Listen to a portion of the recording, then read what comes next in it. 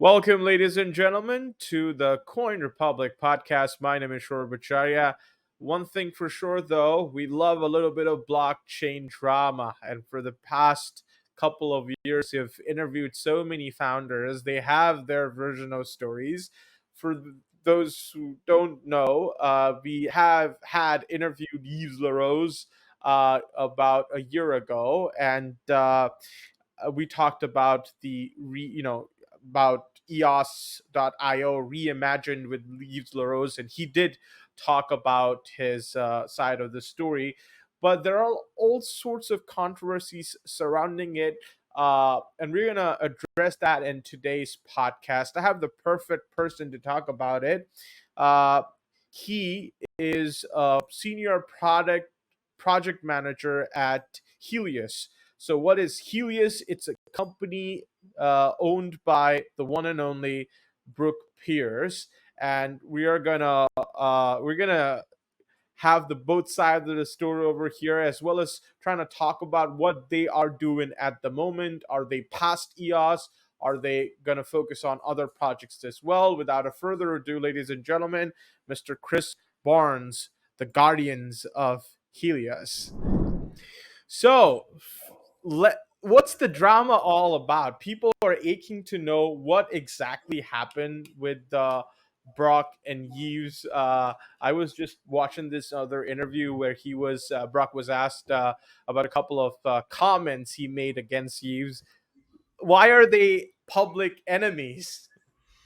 Brock is I've been actually incredibly impressed with his ability to kind of forgive things and move on. So I don't think that Brock sees Yves as an enemy at all. I think Brock has kind of a much larger worldview. And I truly believe, and I've interacted with Brock and worked for him for almost 2 years now. And I sincerely believe that he wants to make the world a better place, and he's trying the best he can to do that. And EOS was one ecosystem where people have their own versions of what they'd like to believe to be the truth. And EOS has had a difficult journey to now. And certainly a lot of it was due to the unexpected success of the ICO that Block One came out with, right? So when they did the ICO for EOSIO, or the EOS token, it raised $4.1 billion. That was like far more successful than anyone had ever anticipated on the Block One team. It was a huge success. It's still the largest ICO by orders of magnitude ever to date. And so that created some issues. One of the biggest issues is it put a huge bullseye square in the middle of Block One from any regulatory agency looking to attack crypto and demonize it, as we see over and over again. There's this legislation and unclear rule set, and we see what Gary Gensler and the SEC are doing, and it's clearly a bit of a battle zone. Like it's not friendly what the regulators are doing with blockchain, and that sucks for those of us who are in the industry and see the huge potential. Brock clearly sees that, and so back to Yves and Brock. I think the difference here is Yves has used a lot of the anger and hostility and resentment towards Block One and its founders to propel himself into a leadership position in the EOS community, and not that those feelings are unfounded. I mean, to be clear, there are a lot of things that I think a lot of us who are ICO participants, I was as well, that didn't see what we wanted to see from Block One. I don't deny that things didn't go as we had hoped, but I also think that people are unwilling to accept that they don't know what they don't know, and they don't know how strict and how precarious things might have been from the regulatory sense, and how careful Block One had to be. So people aren't willing to kind of extend that level of accept or just understanding and maybe give the benefit of the doubt. Instead, they go into attack mode, and that's where the community still resides. There's a tweet today even from Yves talking about how people should opt out of a current Block One class action settlement to participate in one led by himself, or at least the ENF. I think it's kind of murky how that's all going. But anyway, so I think Yves definitely has part of his persona is to attack and demonize those at Block One. And so maybe there's some enemy language there, but I know Brock doesn't see it that way. I think he'd rather we were all getting along. Even Helios, we were founded with the intention of being a VC strictly focused on EOS. And 2 years later, we still don't see any actual activity from a VC from the ENF, which is the EOS Network Foundation, They have minted some new tokens. They minted 68 million new EOS fresh tokens, I don't know, maybe almost a year ago now. We haven't seen any public announcements of where those tokens have gone and what projects have been incubated. We just recently heard about EOS Labs out of the East, and still no clarity. And so in one hand, it's like the community wanted to shut off, and we can get into what happened, but they basically shut off the token supply to EOS as a VC, or to Helios as a VC from a B1 contract. And instead, now 2 years later, we still don't have any activity. So it's too bad they did that, because I think we could have done a lot. I mean, I want to make sure that the people who don't know the story behind it, they have a timestamp around it. So could you explain what exactly happened? What will I From what I understand, Helios provided services to EOS exclusively, and now that you have ventured out to other like Telos and all of that. So I want to know about the exact story, what happened at what timestamp, uh, for the people who are uninitiated who don't know what happened. Sure. So in roughly November of 2021, prior to that, and earlier of summer of 2021, there was basically threats from the network, we can call it the EOS network, that spearheaded by Eve, because the ENF was founded in, call it September, August of 2021. He then started to use a lot of the rhetoric that they were going to somehow fork B1 out. They wanted the IP from B1, which included like the Twitter handle for EOS.io and their GitHub repository. And there's a few things that they wanted. And that didn't happen as the demands were set forth. And so the network froze out a vesting contract that was tied to the original launch of EOS. In the original code of EOS, there was a 10-year, 100 million token vest to B1 to provide. It was actually very ambiguous in terms of what it was actually for, but we can collectively say it was to support the network in keeping code updated or doing marketing or whatever. It was to like promote the network. However, just to keep that in mind, B1 could never solely focus on only EOS. B1's main focus had to be EOSIO, the software, and not EOS, the public chain, because that would turn EOS into security. No one wants that. So B1 had to be very careful with how they did things. And so regardless, the network decided to turn off, the BPs decided to turn off that vesting contract. And just prior to that, it was announced that Brock Pierce, basically being a co-founder of B1, essentially traded in his equity with B1 for those remaining 7-year vesting, that 7-year vest of EOS tokens. So that was essentially the deal that he made. And there was a portion of that 7-year vest that was going to go to Helios, this newly founded entity that he created, that was going to be a VC solely focused on promoting and developing projects within the EOS ecosystem. Unambiguously was not about Telos or Wax or Ultra, any of these other EOSIO instantiations. It was strictly EOS focused, but the network decided to freeze that vesting contract and therefore cut off the supply of tokens to Helios before it could even get off the ground, essentially. So I was brought onto the team to be the project manager, and we had done a really quick and I think quite good job. We had identified $500,000 worth of grants to be given out. Some of the recipients were even notified in advance before the freeze happened of those tokens, which was obviously not something we had planned to have happen. And so that's kind of the origin story of Helios. And because the tokens, that capital supply as a VC was tied up in that vesting contract, and the vesting contract was frozen, we had to really change our direction. And we tried so thereafter, we still ran an incubator program for free. We had roughly 70 projects come through our incubator program. And I think a lot of people really enjoyed that. It was basically a pitch deck workshop for projects to help develop their pitch deck so they can go out and seek funding.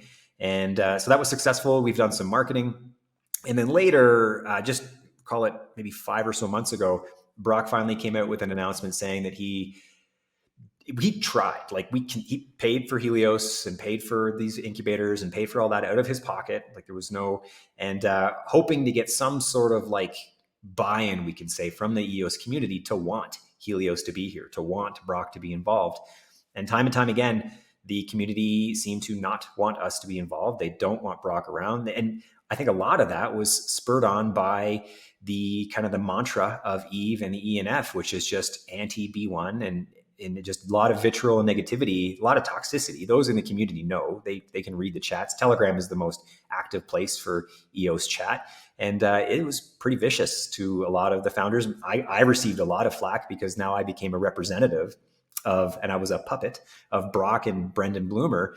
Meanwhile, I've always had the same opinion. I never agreed with legal action against B1. I always thought we should find a way to bring them to the table. They're still a huge capital giant. They still, like, there's still an opportunity there to have them support the ecosystem. And even though things didn't go as we had planned and hoped from the beginning of the ICO and the beginning of the network, that doesn't mean we should close that door. That's always been my prerogative. However, so yeah, I mean, that's how it went down.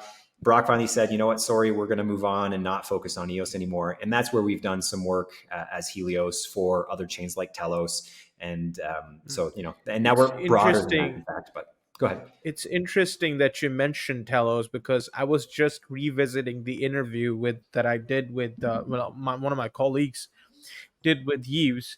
EOS.io reimagined with Telos. So we actually had Douglas Horn, the chief architect of the Telos core He wrote the developers. white paper.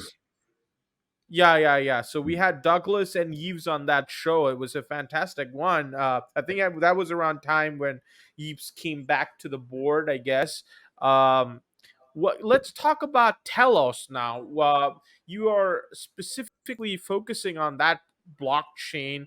Telos is lightning quick, scalable, one of the world's fastest EVM. If we compare it with various other layer 2 scaling solutions, where do you see Telos being in compared to L2 in the next 5 years? Sure. Yeah. So just to go back to where what happened is the EOSIO software stack that EOS uses and Telos uses, they use the same underlying software stack that Block One came out with. The public updates to that software stack had ceased. And so what happened was a collection of 4 chains that all were using that EOSIO software decided to pool some funds and form a coalition to keep iterating on this highly performant, as you mentioned, software. So that group now is known as Antelope.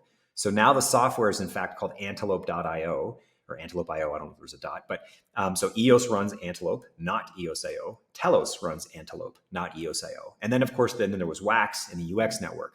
So these 4 networks came together, and that's where that conversation that you spoke about, they came together to work on the underlying software. But like the Cosmos ecosystem or Tendermint or any of these things, you could have multiple chains that share an underlying code stack. And that's what this is. One of the big differences, though, when you mention Telos, between Telos and, say, EOS, is kind of fundamental, and that's the governance piece, right? So even though shared communities might share a software, it doesn't mean they share the same underlying governance principles. So how do they select the top 21 block producers most explicitly? And so in EOS, there's no real restrictions. Anybody can spin up and register as a BP. There's many what they call sock puppet block producers in the EOS ecosystem where they're in the standby position. They're not producing blocks, but they collect standby pay.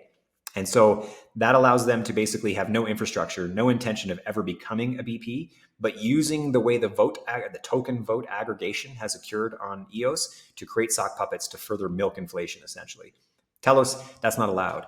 So one of the biggest things is Telos does not allow exchanges to vote for block producers on behalf of the token holders who leave their tokens on an exchange. EOS does not have that rule, and that has been very impactful in terms of governance on the EOS blockchain versus the Telos blockchain.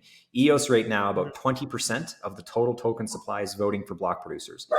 They both use what's called delegated proof of stake. That means token holders have to delegate their stake to a validator or a block producer to then produce blocks and have the ability with a 15 of 21 MSIG to mint new tokens, to change actual specifics of the underlying code. I mean, especially minting new tokens. So only 20% of the tokens on EOS are actually having a voice, and the vast majority of those are from exchanges.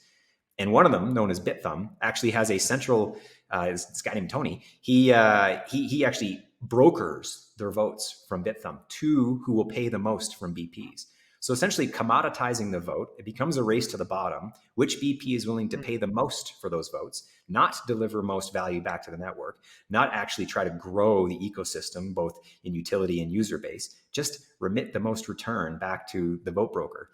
That's a race to the bottom. I think it's like a death spiral. And many of us see this. I'm not alone in this perspective, where at least with Telos, they've excluded exchanges from being able to do that. And you can see far greater token participation on Telos right now. So the total number of votes on Telos, I believe, is closer to like 40%, if not even 50.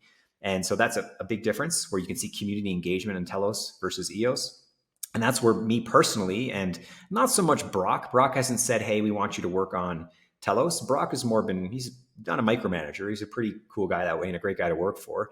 He sees value in what we're doing. He trusts that we're making good, honest, ethical decisions. And so we've gone, myself and the rest of the team at Helios, to like focus on Telos because we see something there.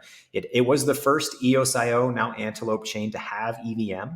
And it is still one of the fastest, if not the fastest EVM on the market, especially the recent third-party validated testing results from Baylor University in Texas. They validated at 15,200 transactions per second and over 1,800 swaps per second.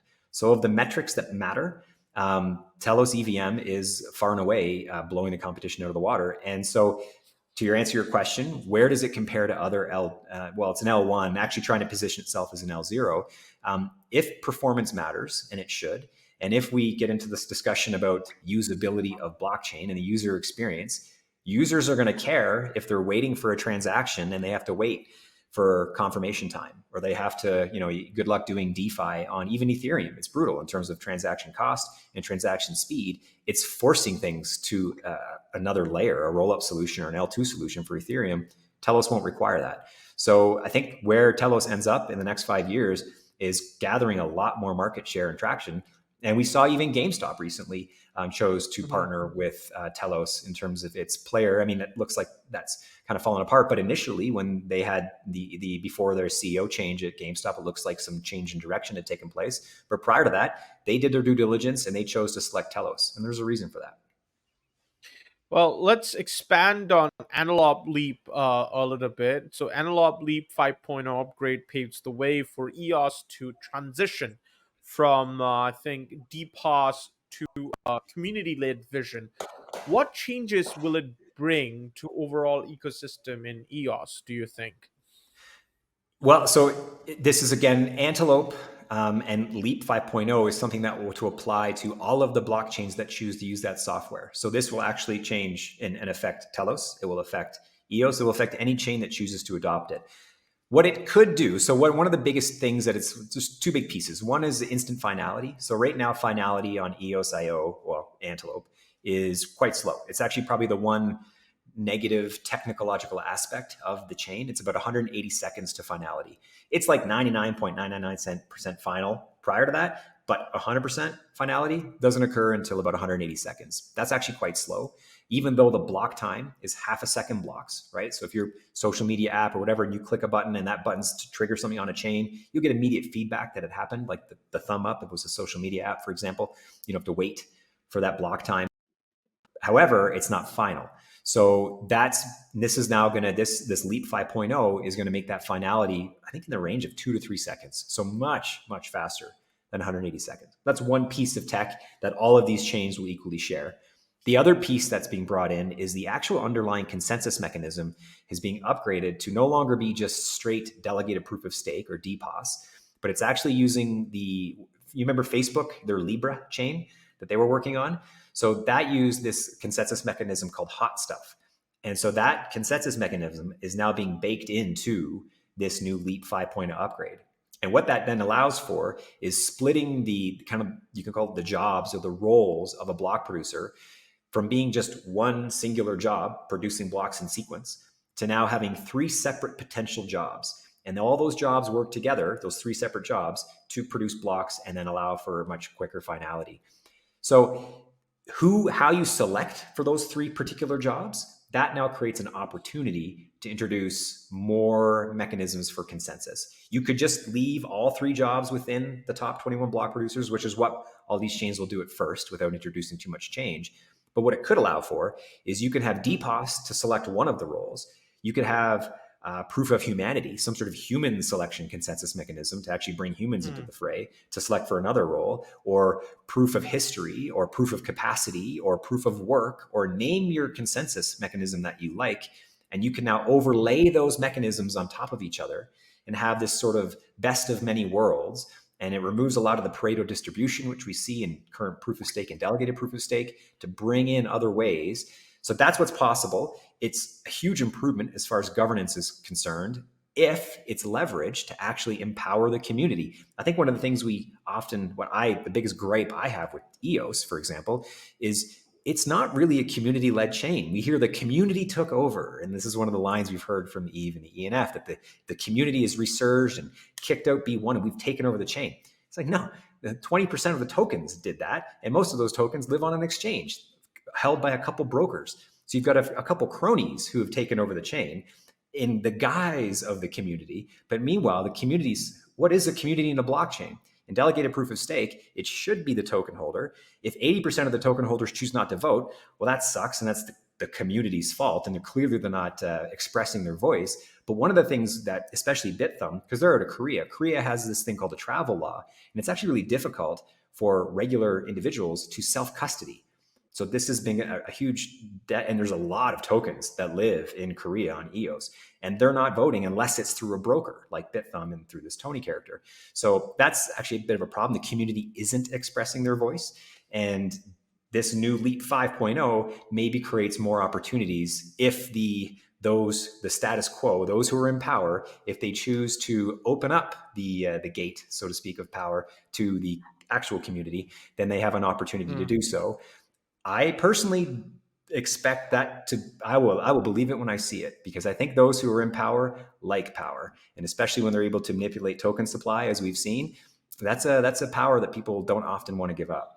Whereas in Telos, I think we'll be more likely to see utilization of this kind of split opportunity for different disparate mechanisms of consensus. I expect Telos to be far more likely and willing to experiment and try to really give even more power to the community, because it is more community involved and there is far more activity in the chat from what I can see. So I think it'll be really interesting, but it creates equal opportunity on all sides. I'm skeptical that we'll see much change with EOS. I have a hunch this podcast might go viral on Wall Street Bet subreddit now that you've mentioned GameStop twice and community at least 3-4 times. So let's have a couple of questions surrounding around the gaming community and Web3, right? Sure. Decentralized identity, right? DID is something which various game developers are trying to incorporate. What are your thoughts on it? And do you see DID as a way to increase the privacy and give a better control thoughts on that? Sure. Well, I see decentralized identity as more beneficial to the game developers at first. And the reason why is a lot of games have a bot problem. And especially if there's actual value to be generated, real world value to be generated from gameplay. And that's kind of what Web3 gaming is all about, right? It's about giving power to the player, as is a GameStop phrase, but it's the ability to now actually own your in-game assets. So I find like people still don't quite get what this means, and it's not that complicated. It just means that when my son plays Fortnite, much to my chagrin, I think it's just such a waste of time, but regardless, he's his own person, I let him play. So the skins industry is a $50 billion a year industry, just buying skins. And Fortnite's a great example. Kids will go on, and like I played Warcraft for a little while, and I quit because I realized how much time it was sucking from my life. But to those who play it, power to you. It's fun, it's enjoyable. But in Warcraft, you get different in-game items, and they actually have utility value. So it changes the way and the items can work together and create like synergies. And so there's like utility value to the actual in-game item. Fortnite, it's just a skin. There's no utility value. It's just aesthetic. So what happens is kids and grownups alike will buy skins, and it's, again, $50 billion a year industry. It's a huge industry. And the game you don't own that as a user. It's tied to your account, which is owned, in Fortnite's example, by Epic Games. Epic Games still owns those assets. And if you try to sell those assets in the secondary market, that is violating their terms of services. So you could have, people still do it, and they find eBay and there's backdoor deals, but it's not deliberate, and you risk losing the account and losing access to these items. So the whole point being, you don't own the items even though you pay for them. Web3 changes that dynamic. Web3 says you can now buy the item. The item is tied to an NFT, a non-fungible token that lives on a blockchain like Telos, for example. And when you log into the game, it's going to query your account. So you have one extra little step of tying in your blockchain wallet. We'll get into this, the usability and how this is, like, why it's still complicated right now. But once it's easy enough, you log in, and now your login is tied to your on-chain wallet. That's the only, in terms of like as the user, you don't have to care about anything Web3. You don't have to understand it. But what you'll see is all of your items now listed in an inventory that you own. And what you can do with those now is actually sell them on a marketplace, or rent them on a rental platform, or give them to someone else you want to have them legally within the confines of the game. What that does is it offloads the responsibility of asset ownership from the game developer, because that's one thing they don't want to do. And an issue with a lot of game developers, if they start creating in-game items and there's an economy between those game items, that if there's money transmitting between users, that's like you need money transmitter licenses as if you're an actual game developer. That's something they do not want to get into. But they can offload that by just saying, look, you own the item. It lives on a blockchain. We're not responsible. We're not custodying these items anymore. They're yours. And you then deal with these third-party products that will be like a DEX, for example, to sell in-game items, or like I say, to rent them. And that's now creating value for the player that they get to keep. It's value that I get to have possession of. And that's totally different than the Web2 experience we have today. So that's where this is going. And that's where I think that what GameStop, it turns out they've discontinued the service of their Web3 wallet. I think maybe they must be getting some sort of cold feet about just the regulation and not wanting to get trapped in that. And again, that speaks to just this unfortunate situation of the regulatory environment where users and the advancement of these gaming ecosystems, the potentiality here is kind of being taken away, but hopefully we get through it and they persist, and the Web3 game developers start to lead the way, or better still, Web2 game developers start to recognize the opportunity here and start to create digital in-game. Like, there is some rumors that GTA, the next Grand Theft Auto, is going to actually have NFT-backed items. Like, they're getting this story. It's going to happen. The first big game series that do this, they're going to see an influx of users, because the users are now saying, hey, I'm going to play a game. It's going to take, a lot of time is lost, but now I actually get value that's not breaking the terms of services. And I actually get to like monetize my gameplay. That's huge. That's where this is going to go. So on that note, various gaming platforms are currently raising millions of dollars, with their major focus being money rather than development or user experience, right? So as one of the biggest incubators out there, what suggestions do you have for Web3 developers? Raise the money. That's awesome. Raise the money, but then take that money and build an easy user onboarding experience. Like, that's the key. In order for Web3 gaming to make it, or any emergent technology, change is hard, right? Humans suck at change. Absolutely. So we now have finally gotten over the internet hurdle. Those who are old as I am, who remember what it was like in the early mid 90s and what the internet was like. And there was friction. There was a lot of naysayers who thought it wasn't going to do anything. It was only useful for porn and the anarchist cookbook. And now the internet is everything. I mean, our entire modern life is centered around this seemingly nascent technology. Blockchain is no different. I had a conversation. There was a tweet I had that Max Kaiser, it was an interview I did with another gentleman, and we were talking about this Web3 gaming and how in-game assets will live on a blockchain. And I tagged Max Kaiser in a tweet, and he basically quote tweeted that, saying that I was another shitcoiner who deserves to rot in hell along with John McAfee. And it was funny. I mean, I was quite flattered that he quote tweeted me. I got like 75,000 impressions on that tweet. And but in the end, it's like these Bitcoin maxis, they have like forgotten that blockchain is a technology. Bitcoin is just the first instantiation of that technology. And if you believe in all of the aspects of property value, or property rights, and disintermediation, removing the middleman, and trustless nature of things, those aspects, those value propositions that apply to Bitcoin, wherever it is here, also apply to other assets. I mean, so if you can't just say only money can benefit from this value proposition of blockchain. No, In-game items for gamers can benefit from that. If I want to have all sorts of things that maybe can remove the need for more lawyers, and we can decentralize legal contracts, and we could do warranties that can be transferred and deeds, and there's all sorts of things that can benefit from the value prop of blockchain.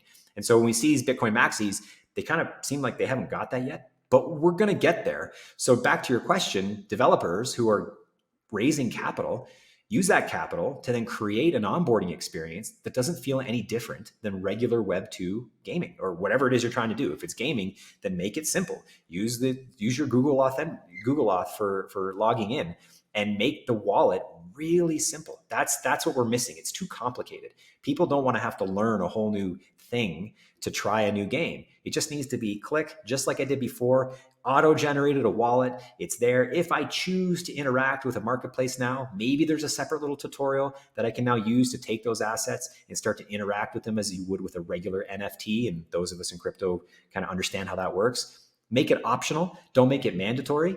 And then create, if it is an option, make a little pathway that can allow users to then benefit from the Web3 aspects of what you made. But don't make that first and foremost. Make it as simple and vanilla and as close to Web 2 as you can. Make the UX. I mean, that is first and foremost always what's the most important. Is what's the user experience?